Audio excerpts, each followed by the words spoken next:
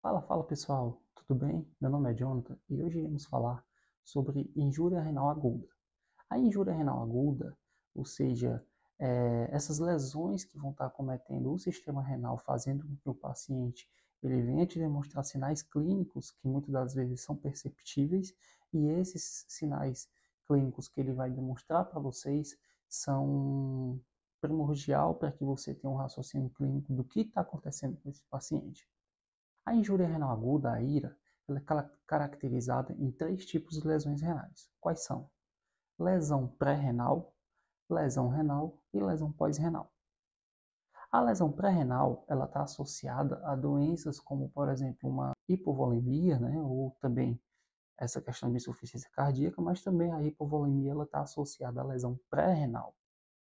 Pacientes que há um aumento de episódios de êmese, de vômito, e esse episódio de êmese, de vômito, com perca de volume, com perca de nutrientes e de quantidade de volume que vão ser demandadas para aquele rim, acaba lesionando aquele rim, né? Ou seja, tem um paciente que ele está com uma lesão renal de caráter hipovolêmico. Então, se caracteriza em lesão pré-renal.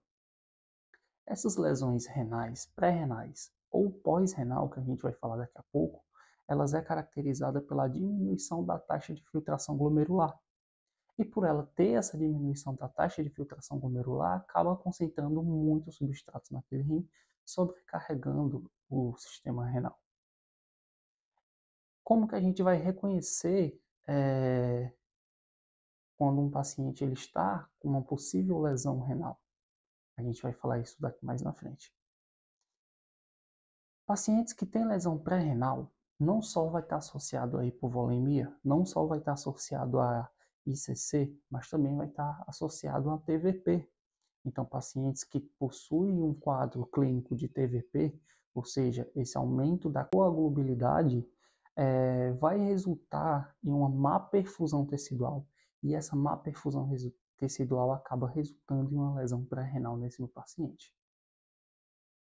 Um outro caso que a gente pode estar mencionando bem são o uso de anti-inflamatórios AINES, né? Ou seja, o uso exacerbado de medicações anti-inflamatórias acaba sobrecarregando também o sistema renal.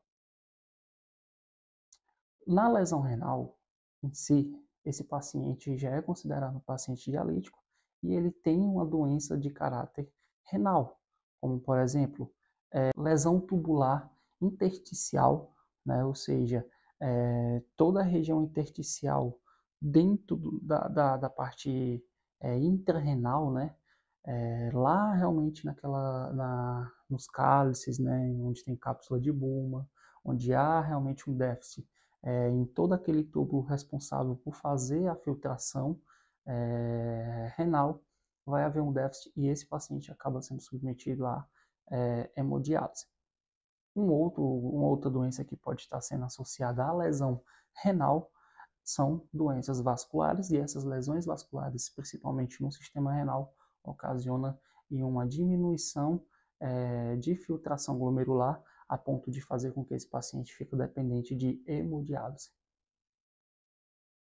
A gente falou de lesão pré-renal, falamos agora também de lesão renal e não podemos deixar de falar de lesões pós-renal. O que são essas lesões pós-renal? Essas lesões pós-renal, pacientes doentes renais, geralmente eles são associados também, eles vêm carregando também uma doença, uma lesão vascular, né? Ou seja, uma dificuldade em questão de perfusão tecidual por conta de caráter vascular. E aí, quando a gente trata em questão de pacientes renais, com doenças renais, a gente falou de lesão pré-renal, falamos agora aqui de lesão renal, né, em que a gente traz como principal fator dessa diminuição da taxa de filtração glomerular doenças propriamente renais, né, como por exemplo, doenças tubular intersticial, né, ou realmente uma lesão endotelial, né, vascular renal, que faz com que esse paciente ele fique sobreposto a estar realizando apenas hemodiálise para poder estar fazendo essa troca, né, fazendo essa filtração, enfim. E agora a gente traz também lesões pós-renal. que essas lesões pós-renal vão estar associadas a, por exemplo, uma hiperplasia prostática benigna, que essa hiperplasia prostática benigna ela não tem de origem renal, porém ela tem de origem a sistema urinário. E por ela fazer com que essa hiperplasia, esse aumento da próstata, diminua a capacidade de armazenamento de urina na bexiga, né? Então, é interessante que na abordagem a esse tipo de paciente você pergunte no intuito de quantificar a diurese desse paciente. Por exemplo, o senhor, quantas vezes o senhor está conseguindo ir no banheiro? Tem um intervalo grande? Ou quantas vezes à noite você se levanta para ir no banheiro? Então, se ele falar, eu estou acordando 3, 4 vezes à noite para me poder ir ao banheiro urinar. Então, isso é ruim. Por quê? Isso significa que ele está com esse armazenamento de urina prejudicado, né, na região de bexiga, por conta dessa hiperplasia prostática. E essa hiperplasia prostática ela se caracteriza em lesão pós-renal. Um dos cálculos que a gente mensura se esse paciente ele é passível de uma lesão renal é através da ureia e da creatinina. Então, quando eu divido o valor maior de ureia ou de creatinina pelo valor menor, e que esse valor dá acima de 40, eu tenho já um paciente com possível lesão renal. Deve-se haver muito cuidado com a administração de medicamentos diuréticos em pacientes com injúria renal aguda, como, por exemplo, a furosemida. A furosemida é um diurético que eu faço com que há diminuição, né, desse volume nesse paciente, porém eu tenho que ter bastante cuidado em relação ao uso desse medicamento. Quando eu faço o uso desse medicamento de forma mal assistida, há um aumento de possibilidade de fazer com que esse paciente perca volume do terceiro espaço, e isso vai ocasionar uma desidratação no meu paciente. Então, deve estar atento em questão da prescrição dessa furosemida, de como é que está sendo feito esse esquema, né, de diminuição de volume nesse paciente para não ocasionar uma desidratação. Em pacientes também renais, a gente deve ter bastante cuidado com o uso de antibiótico, como, por exemplo, a micacilina, por ela ser um aminoglicosídeo, ela é prejudicial para esses pacientes renais.